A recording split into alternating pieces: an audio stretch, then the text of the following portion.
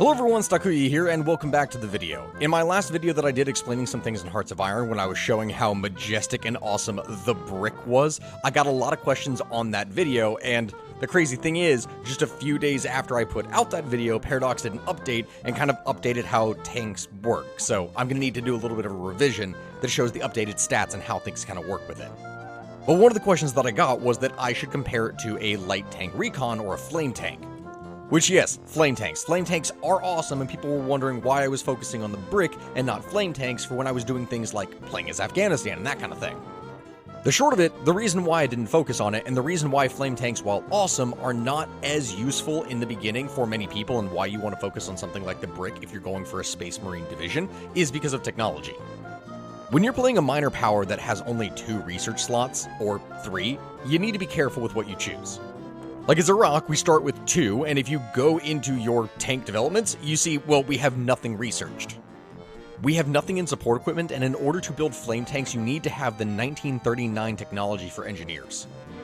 What this means is, rather than flame tanks, the divisions that you're going to be building in the beginning are probably going to be something like the brick that I showed, if that's what you're going to focus on. But, that all being said, the brick is only useful if it is something that has stronger armor than your opponent's piercing. Which that is this stat right here. If your piercing is less than an opponent's armor, then that means that your soft attack and your hard attack is halved when going up against them, which is huge.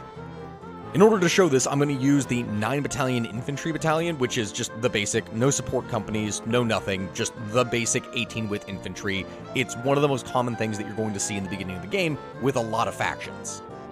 With, of course, different factions having support equipment already on it, but this is going to show you the basic stats. So let's say that you go ahead and take the 2 years to research your technology, and now you have interwar tanks and you have medium tanks along with basic armor protection. It's now the beginning of 1937, you now have these, because this is what you focused on. We go to our tanks, we go to basic medium tank chassis, we can now create a variant. Of course, it is going to be called the brick. Now we will still do the same thing, heavy machine gun, we're going to change out to a light turret for a one-man turret, just reduce the cost as low as we can. We're going to add on sloped armor. Now, here's the thing that is different. Before, when I made my previous videos, sloped armor was 1%, which was a ludicrously small amount. Like, there's literally no reason to not get sloped armor. But now, instead of production cost plus 1%, it's production cost plus 10%, which is going to increase the cost a little bit, especially if you already have an expensive tank. An extra 10% production could be pretty big. It's not terrible, but it is something to consider. What that means off the bat is that in order to get the brick, you're going to be paying 10% more, which is going to drive up the cost to almost 5 production instead of 4.5. It's not a big increase, but it means you're not going to be able to produce as much as you would before.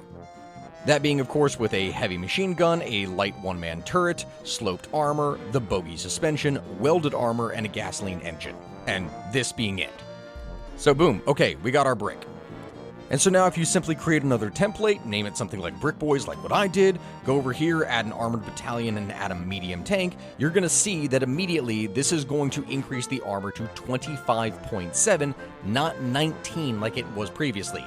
The way that armor has been calculated is a little bit different, but also because of that, you now need to look and see what is going to happen to piercing. Because now you can see, our soft attack did not go up much, the hard attack did not go up much, the defense didn't go up much, but it did add a good amount of breakthrough and simultaneously armor. In the beginning of the game, against pure infantry, there is quite literally nothing in here that would be able to touch you, even if the opponent has artillery. But, what if the opponent has some anti-tank guns? So let's assume 1937, 1938, around then, and we got the first tiers of anti-tank, anti-air, etc. Just for some reason that the power you're going up against has this. In that scenario, we're going to take that basic infantry unit and we're just going to run a test here. If it was support anti-tank, then boom, that's going to jump up the piercing to 25.6 right off the get-go. If they have it as an actual battalion, that is going to jump up that infantry's piercing all the way to 29.7. Meaning at just that level, support anti-tank is not going to be able to pierce your Brick Boys. But if they have even one unit of support anti-air, then all of a sudden, yes, they're going to be able to pierce it because now it's 26.5. Which means that, of course, their attacks are going to do full damage. This is not a problem when conquering minor nations, it's really not. But if you're going up against any kind of major power, like if I was going to go and fight the Soviets, if I was going to fight the Germans, if I was going to fight anyone here, they're probably going to have all of this anti-tank support. It's still fine against their more pure infantry units, but they are going to be able to pierce it in many ways. And if it's 1939 and they have all of the basic upgrades, including anti-tank, which is going to increase that piercing by 20%, then now support anti-tank is now 31.1, and an actual battalion tank is 35.2. So assuming that we're working with this higher number, what is the armor level of the tank that is needed to keep our brick boys as brick boys versus crumbly brick boys? Well, it's actually a relatively easy solution. You upgrade your armor to 5, which is going to give an armor of 70.8, and then you go to your brick boys and you slap on an extra medium tank.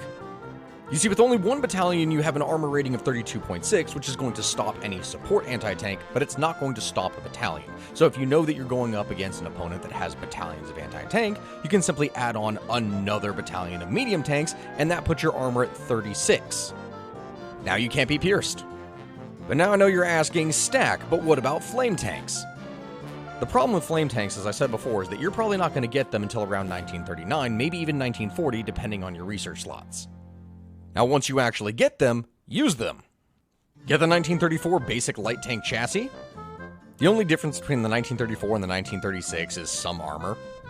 So if you want to go stupid cheap because we're looking at the flame tank for modifiers, then just get the basic light tank chassis. Or hell, I've seen people even do the interwar light tank chassis. Go over here, get a flamethrower. And once you have this light flame tank, which literally is just a flamethrower with a basic one-man turret, and that is it, welded armor, bogey suspension, gasoline engine, as cheap as you can possibly make it in here. You make sure to change from light tank over here to flame support company. It's going to decrease all the stats, but hey, it doesn't matter. And then you can see from the beginning, building them side by side, the brick costs 6 production, meanwhile the light flame tank is only 2.6. So at the absolute lowest value of 10% production efficiency, you're producing 2.74 a month for that basic brick, which is just going to increase dramatically over time. But the light flame tank, even at this super weak level with absolutely no bonuses to production whatsoever, you're still making 1.5 a week. You start these early enough, put one factory on, you're going to be able to produce a good amount. So then we've seen brick boys, but what happens with flame boys? If you were just going to be using a light flame support company, then you will see that it does absolutely jack shit for armor. And it doesn't really add anything in the way of breakthrough, defense, or soft attack. There's really nothing. The big bonus for flame tanks is adding modifiers to the attacks that you already have. So when you look at the adjusters for forest, flame tanks is going to increase the attack by 5%, 5% if you're attacking on hills, 5% if you're attacking on mountains, 10% if you're attacking in urban, 10% in jungle, 10% in amphibious, 10% over a river, 10% if you're attacking a fort, along with 10% movement speed so you can move faster, and then 5% over a marsh. So the awesome thing about flame tanks is that flame tanks are going to increase the attack of all of your stuff as a kind of modifier. And for something so stupidly cheap, you can just add it on to about everything. So if we took our brick boys, we added on another thing of medium tanks, and then at the same time slapped on a light flame tank, and at the same time slapped on a light flame tank support company, then you can see in the bottom exactly here what this is doing. We're getting less negative modifiers, and even some increased attack for our tanks in mountains. Our tanks are getting bonuses to attack in mountains.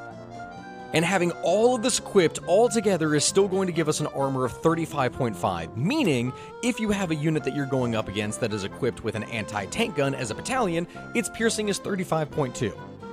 It's not going to be able to pierce you. They will need a more expensive unit with anti-air and everything. And so if they slap on an anti-air battalion, which is going to make their piercing 36, which would pierce that tank, then guess what? You simply add armored skirts to your tank, which is going to give it an armor of 74.9.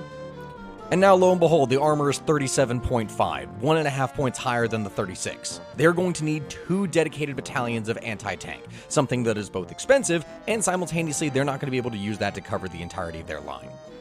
And at 22 combat width, this is honestly decent. Slap on a unit of support artillery to add some extra soft attack, and boom, you actually have a very well-rounded infantry division. Is this useful in all scenarios? No, but it will absolutely screw with the AI. And in the end, it's only really practical if you have a large supply of oil. If you just have a bunch of plain infantry slapping on a light flame tank, that is immediately going to increase the modifiers from all these by the base 5 and 10% respectively. The armor in this case is going to do nothing, as a 1.1 armor is going to get easily pierced by basic infantry equipment.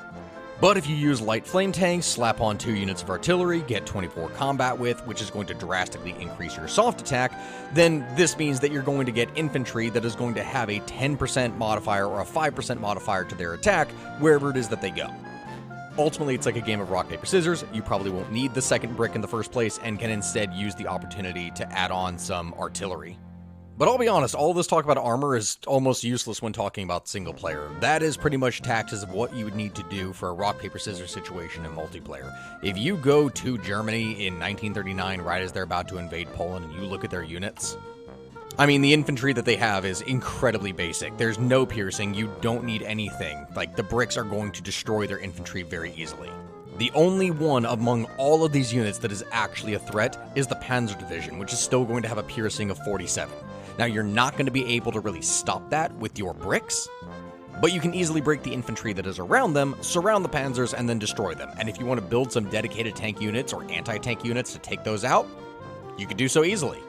Because in the end, the organization of these units is very low, so you simply get a unit or two that has anti-tank slapped onto it, and boom, you are able to knock these out easily. Their armor is still only 12.5. A single support anti-air has a piercing of 14.2, meaning that's able to take out a German tank easily. But that is all for today. Thank you all very much for watching, and I hope to see you next time. Remember to click the links down below where we have Discord, we have Twitch, we have everything, because actually on Saturdays is when we typically play Hearts of Iron. If you're watching this right now, then please note that tomorrow, Saturday, we are going to be playing the States Redux mod, where the entirety of the United States and Mexico and Canada are broken apart into individual states, and we're going to have a little bit of a fight. So that's going to be a large multiplayer game, and it's going to be a lot of fun. I do hope to see you all next time, and again, have a good rest of your day.